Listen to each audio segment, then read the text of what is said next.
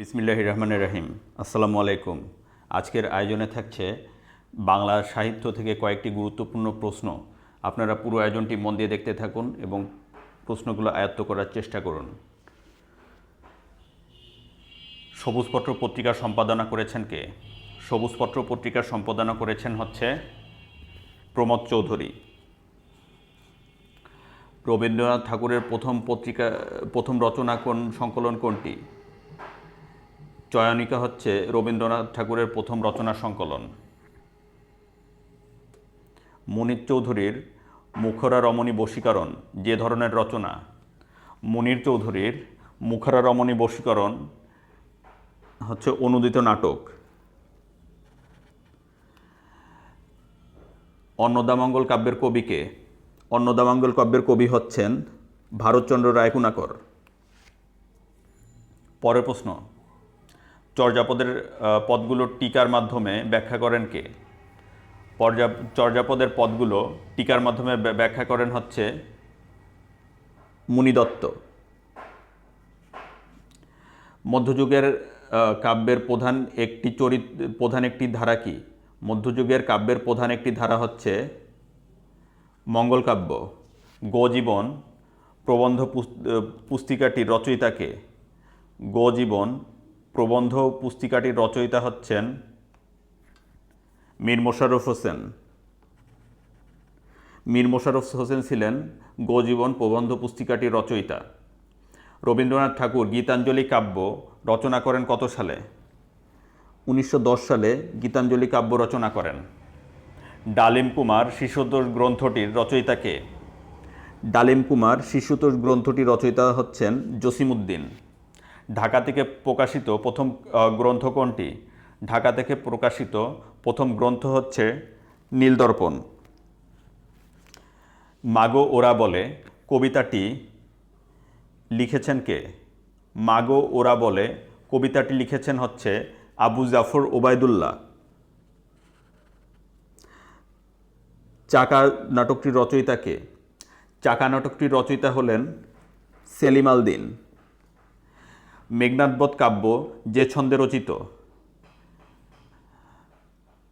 মেঘনাদবধ কাব্য হচ্ছে অমিত্রাক্ষর ছন্দে রচিত হচ্ছে মেঘনাদবধ কাব্য। হাসুলি বাকের উপকথা উপন্যাসটি রচনা করেন কে?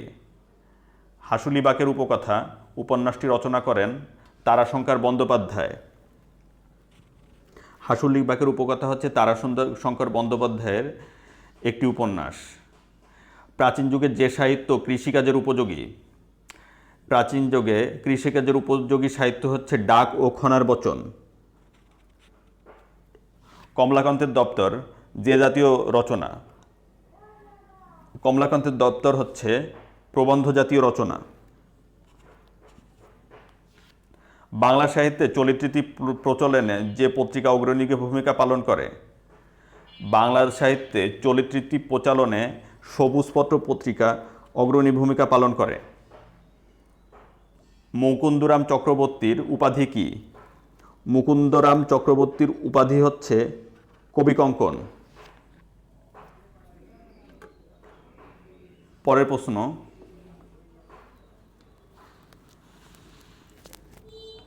সঙ্গেই থাকুন, পরের প্রশ্নে যাচ্ছি আমরা।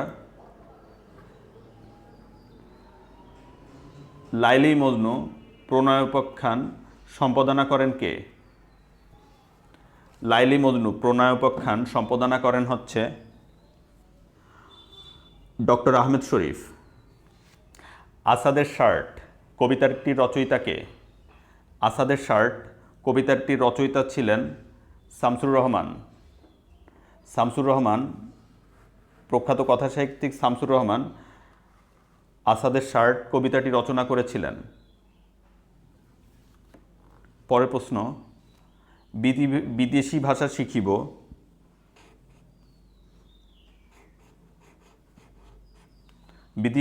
শিখিব মাতৃভাষায় শিক্ষিত হইবার পর আগে নয়। উদ্ধৃতিটি কার? বিদেশি ভাষা শিখিব মাতৃভাষায় শিক্ষিত হইবার পর আগে নয়। উদ্ধৃতিটি হচ্ছে আবুল মনসুর আহমেদের। আহমদ ছফার যে উপন্যাসে সামরিক শাসন বিরোধী দৃষ্টিভঙ্গি প্রকাশিত হয়? আহমদ শফার ওঙ্কার উপন্যাসে সামরিক শাসন বিরোধী দৃষ্টিভঙ্গি প্রকাশিত হয়। প্রমথ চৌধুরীর মতে সাহিত্যের উদ্দেশ্য কী? প্রমথ চৌধুরীর মতে সাহিত্যের উদ্দেশ্য হচ্ছে আনন্দ দান করা।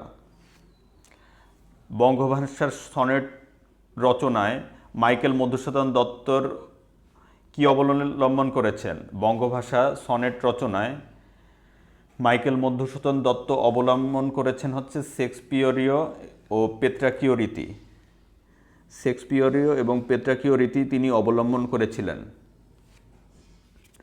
কবর কবিতাটি স্কুল পাঠ্য হিসাবে অন্তর্ভুক্ত হওয়ার সময় জসিমউদ্দিন কি করতেন? কবর পত্রিকাটি যখন স্কুল পাঠ্য হিসাবে অন্তর্ভুক্ত হয় তখন জসিমউদ্দিন ছিলেন বিশ্ববিদ্যালয়ের ছাত্র। বাংলা ভাষায় যতিচিহ্নের প্রচলন করেন কে? বাংলা ভাষায় যতিচিহ্নের প্রচলন করেন হচ্ছে ঈশ্বরচন্দ্র বিদ্যাসাগর।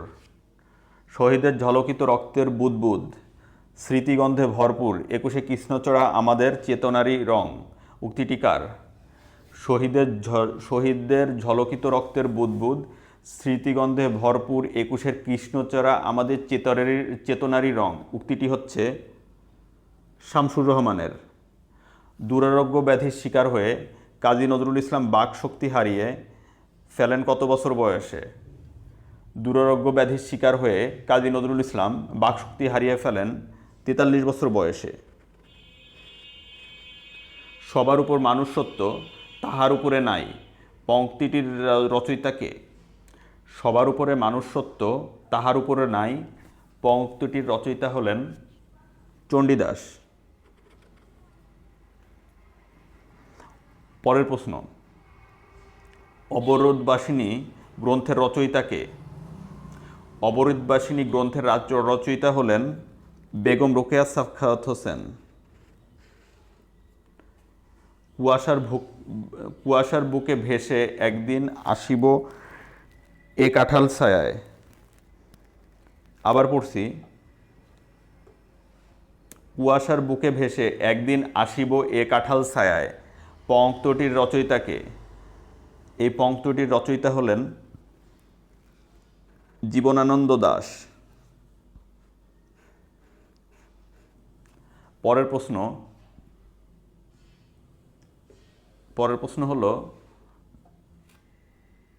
সেলিনা হোসেনের পোকামাকড়ের ঘরবসতি। সেলিনা হোসেনের পোকামাকড়ের ঘরবসতি উপন্যাসটি কি নিয়ে রচিত? সেলিনা হোসেনের পোকামাকড়ের ঘরবসতি উপন্যাসটি রচিত হচ্ছে মাঝিদের সংগ্রামী জীবন নিয়ে। মাঝিদের সংগ্রামী জীবন নিয়ে সেলিনা হোসেনের পোকামাকড়ের ঘরবসতি উপন্যাসটি রচিত। কাজী নজরুল ইসলামের বিদ্রোহী কবিতা যে কাব্যগ্রন্থের অন্তর্গত? কাজী নজরুল ইসলামের বিদ্রোহী কবিতা হচ্ছে অগ্নিবীণা কাব্যগ্রন্থের অন্তর্গত, অগ্নিবীণা কাব্যগ্রন্থের অন্তর্ভুক্ত। ধন্যবাদ ভিউয়ার্স, আজকের ভিডিওটি এ পর্যন্তই। আমার ভিডিওগুলি যদি আপনাদের ভালো লেগে থাকে তবে আমার চ্যানেলটি সাবস্ক্রাইব করুন এবং নতুন নতুন ভিডিওর আপডেট পেতে পাশে থাকা বেল আইকনটি প্রেস করুন। প্রতিনিয়তই এখানে ভিডিও আমি আপলোড দিচ্ছি।